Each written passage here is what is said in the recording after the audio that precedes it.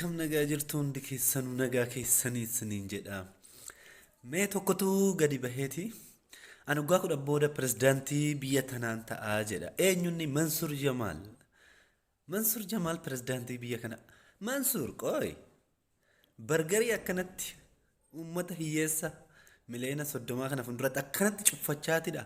Kanati bargarii kanati pirezidaantii biyya naaf taatu.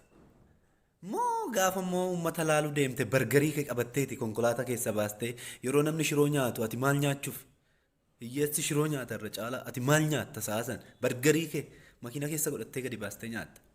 Kabiraame dookumentii isa kamiin mee pirezidaantii naa dorgomtu kun ati koo hojjechuu kan qabdu waldaa wal gargaarsa Oromoota addunyaa yoo walitti qabdee akkasitti hojjettee achirra pirezidaantiin taata malee pirezidaantii biyyattii irratti. Waan si ta'u miti yookiin immoo birrii tanaan akkas forjidii tana biteen yoon digirii PhD itti bitadheen pirezidaantii itti dorgoma jettee si qabna eessattuu hin baatu jechaadha.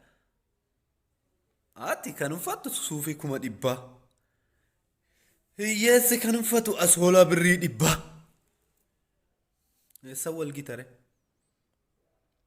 pirezidaantiin ati naa dorgomtu. Ati waan irra caalaan wanti kamtu irra siif taasise waldaa wal gargaarsaa tan Oromoo sirriitti banadhuu ta'uun achirratti pirezidaantii ta'ee sirriitti hojjedha. Anis hojii hojjedha.